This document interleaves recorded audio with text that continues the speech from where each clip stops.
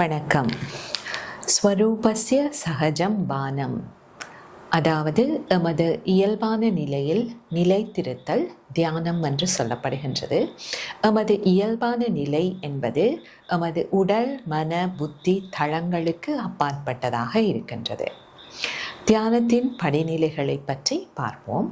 முதலாவது, எம்மை தயார்படுத்தல். நாம் நேராக அமர்ந்திருந்து எமக்கு இலகுவாக அமரக்கூடிய ஒரு நிலையில் நாம் உட்கார்ந்து இருக்கலாம். அடுத்ததாக, சுற்றித் திரிகின்ற எமது மனதை நாம் அமர்ந்திருக்கின்ற இடத்திற்கு கொண்டு வருதல். இங்கு நாம் எம்மை சூழ இருக்கின்ற சப்தங்களை அவதானிக்கலாம்.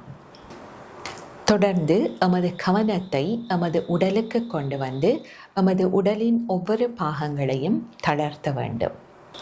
எமது உடலில் இருந்த கவனத்தை மெதுவாக எமது சுவாசத்தின் மீது திருப்ப வேண்டும். ஆழமான நீண்ட மூச்சை உள்ளிழுத்து வெளியிட வேண்டும். எமது சுவாசத்திற்கும் மனதிற்கும் மிக நெருங்கிய தொடர்பு இருக்கின்றது. நாம் எமது சுவாசத்தை சீராக்கும் போது மனம் அமைதி அடைவதை நாம் அவதானிக்கலாம். இந்த அமைதியான மனநிலையில் நாம் இறைவனை, எமது குருவை தியானிக்கலாம்.